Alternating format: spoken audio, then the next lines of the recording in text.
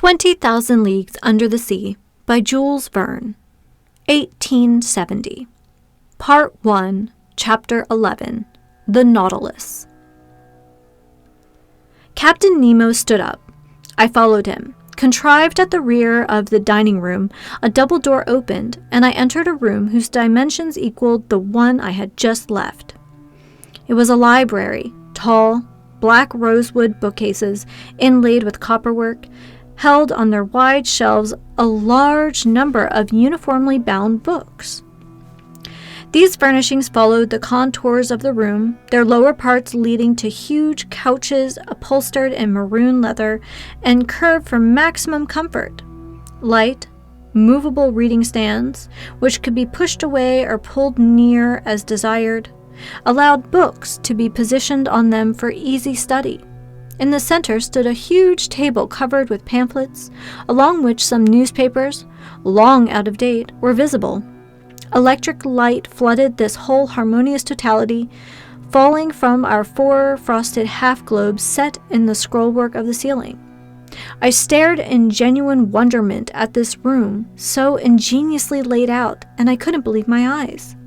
"Captain Nemo," I told my host, who had just stretched out on a couch, "this is a library that would do credit to more than one continental palace, and I truly marvel to think it can go with you into the deepest seas." "Where could one find greater silence or solitude, Professor?" Captain Nemo replied. "Did your study at the museum afford you such a perfect retreat?"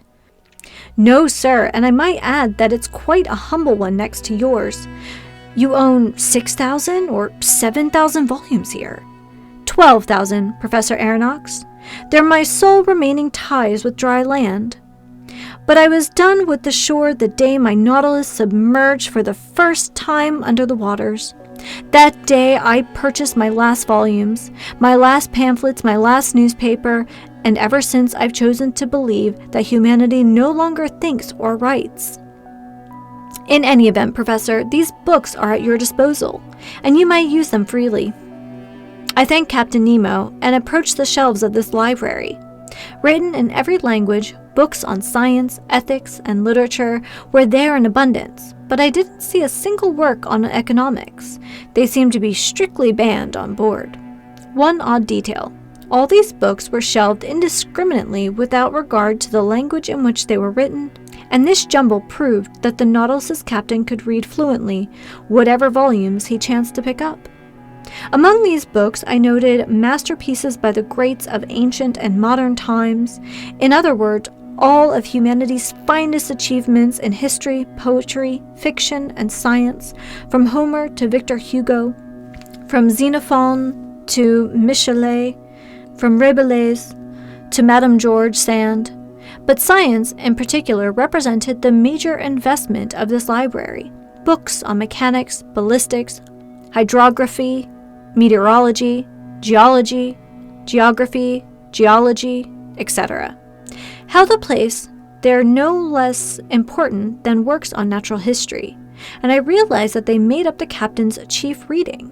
There I saw the complete works of Humboldt, the complete Arago, as well as works by Foucault, Henry St. Clair Deville, Chazelet, Milne Edwards, Quatrefages, Jean Tyndall, Faraday, Berthelot, Father Secchi, Peterman, Commander Maury, Louis Agassiz, etc., plus the transactions of France's Academy of Sciences, bulletins from the various geographical societies, etc., and in a prime location, those 2 volumes on the great ocean depths that had perhaps earned me this comparatively charitable welcome from Captain Nemo.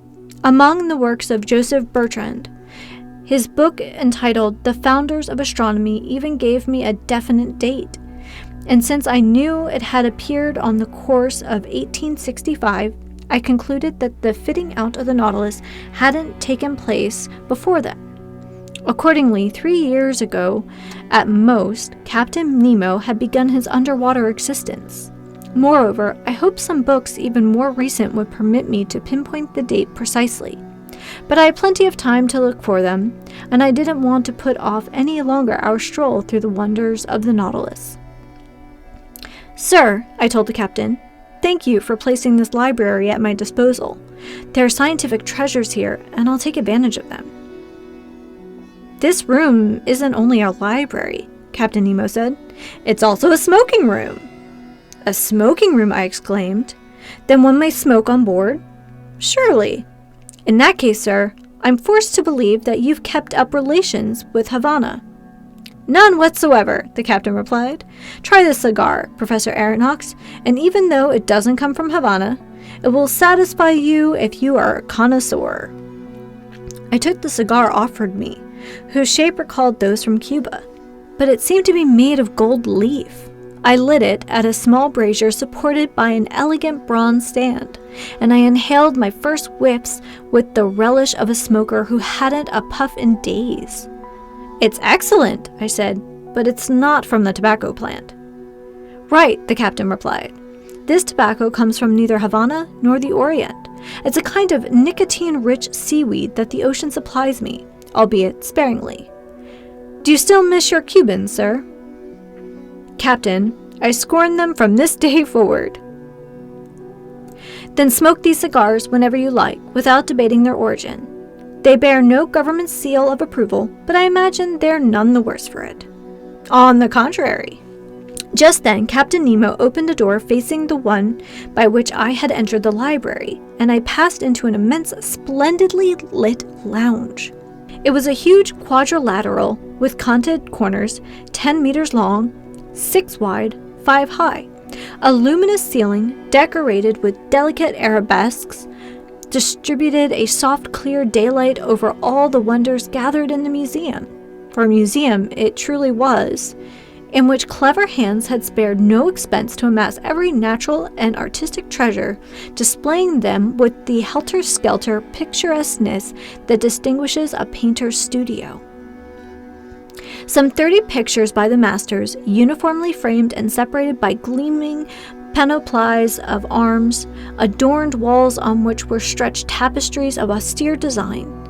There I saw canvases of the highest value, the likes of which I had marveled at in private European collections and art exhibitions. The various schools of the old masters were represented by a Raphael Madonna, a Virgin by Leonardo da Vinci, a nymph by Correggio, a woman by Titan, an Adoration of the Magi by Veronese, an Assumption of the Virgin by Murillo, a Holbein portrait, a monk by Velasquez, a martyr by Ribera, a village fair by Rubens, 2 Flemish landscapes by Teniers, 3 little genre paintings by Gerard Dow, Metsu, and Paul Potter, 2 canvases by Géricault and Proudhon, plus seascapes by Bacuasin and Vernet. Among the works of modern art were pictures signed by Delacroix, Ingres, Decamps, Troyon, Meissonier, D'Aubigny, etc., and some wonderful miniature statues in marble or bronze, modeled after antiquity's finest originals, stood on their pedestals in the corners of this magnificent museum. As the Nautilus's commander had predicted, my mind was already starting to fall into that promised state of stunned amazement. "Professor," the strange man then said, "you must excuse the informality with which I receive you, the disorder reigning in this lounge." "Sir," I replied, without prying into who you are, "might I venture to identify you as an artist?" "A collector, sir, nothing more. Formerly I loved acquiring these beautiful works created by the hand of man. I sought them greedily, ferreted them out tirelessly, and I have been able to gather some objects of great value. They're my last mementos of those shores that are now dead for me. In my eyes, your modern artists are already as old as the ancients. They've existed for 2,000 or 3,000 years, and I mix them up in my mind. The masters are ageless." "What about these composers?" I said, pointing to sheet music by Weber, Rossini, Mozart, Beethoven, Haydn, Meyerbeer, Harold, Wagner, Auber, Gounod, Victor Massé, and a number of others scattered over a full-size piano organ, which occupied one of the wall panels in this lounge. These composers, Captain Nemo answered me, are the contemporaries of Orpheus, because in the annals of the dead, all chronological differences fade. And I'm dead, Professor, quite as dead as those friends of yours sleeping 6 feet under. Captain Nemo fell silent and seemed lost in reverie. I regarded him with intense excitement, silently analyzing his strange facial expression. Leaning his elbow on the corner of a valuable mosaic table, he no longer saw me. He had forgotten my very presence. I didn't disturb his meditations, but continued to pass and review the curiosities that enriched this lounge. After the works of art, natural rarities predominated. They consisted chiefly of plants, shells, and other exhibits from the ocean that must have been Captain Nemo's own personal finds. In the middle of the lounge, a jet of water, electrically lit, fell back into a basin made from a single giant clam.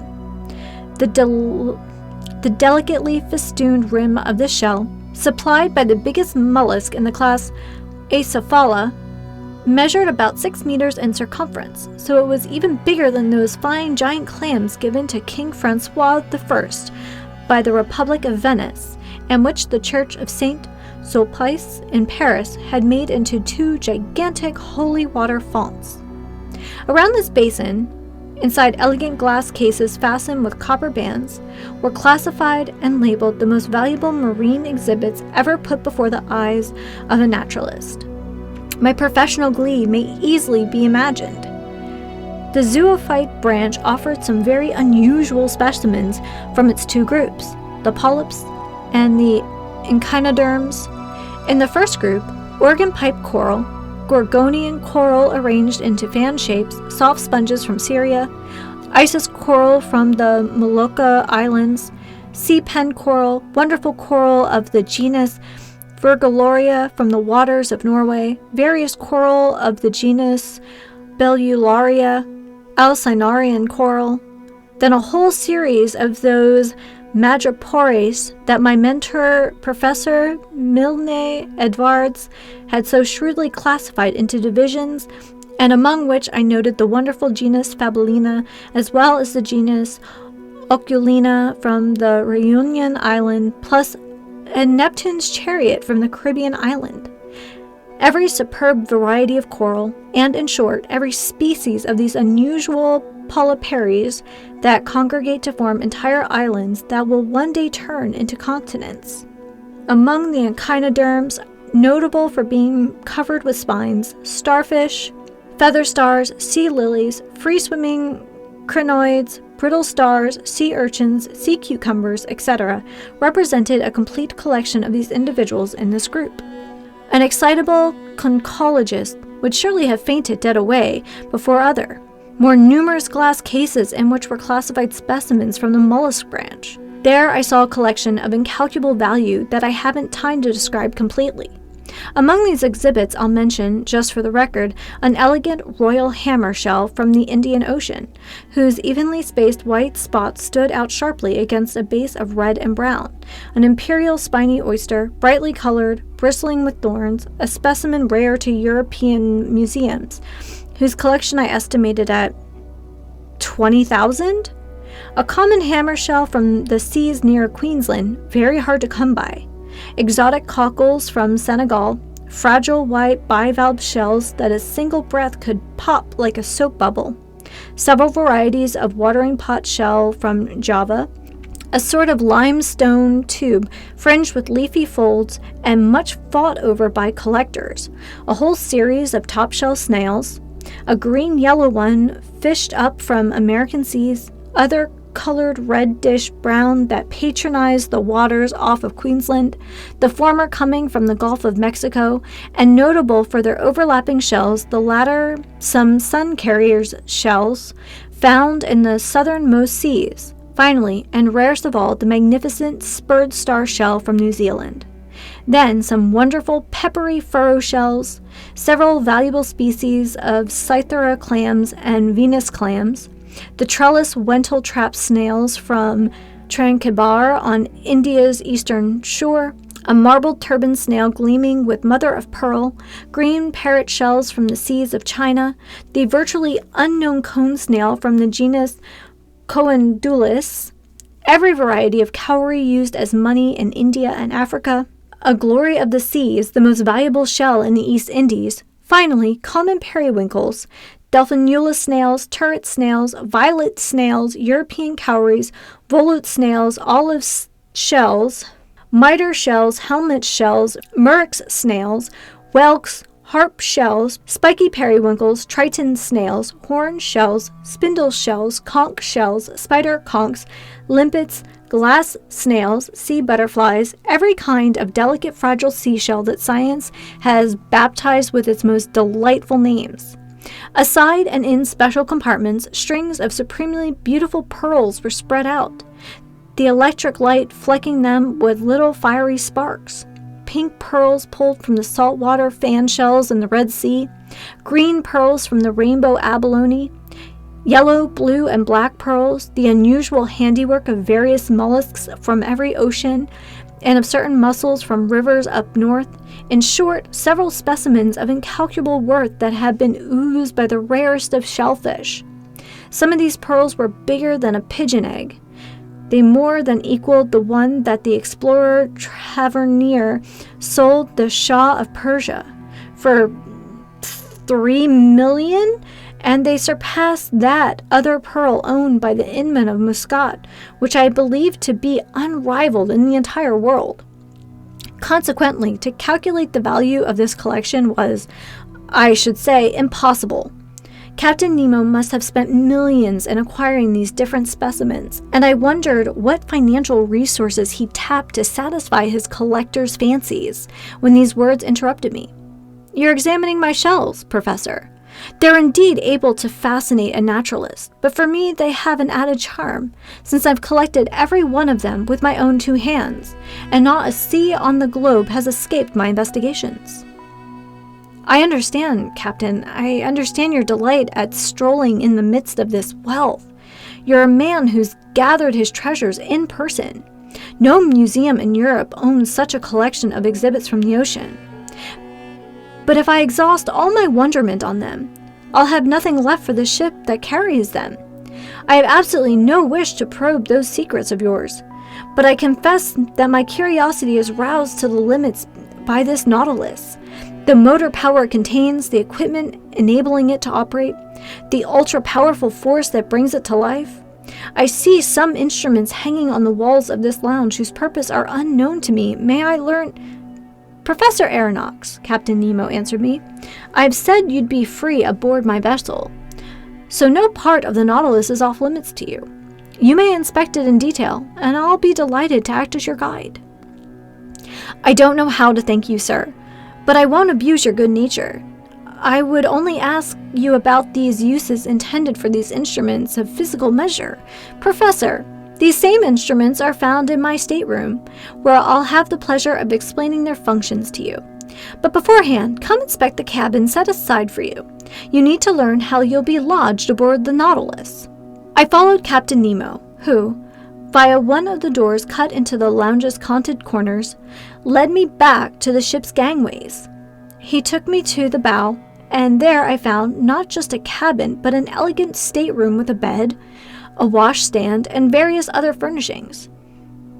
I could only thank my host. "Your stateroom adjoins mine," he told me, opening a door, "and mine leads into that lounge we've just left." I entered the captain's stateroom. It had an austere, almost monastic appearance. An iron bedstead, a workable, some washstand fixtures, subdued lighting, no luxuries, just the bare necessities. Captain Nemo showed me to a bench. "Kindly be seated," he told me. I sat, and he began speaking as follows.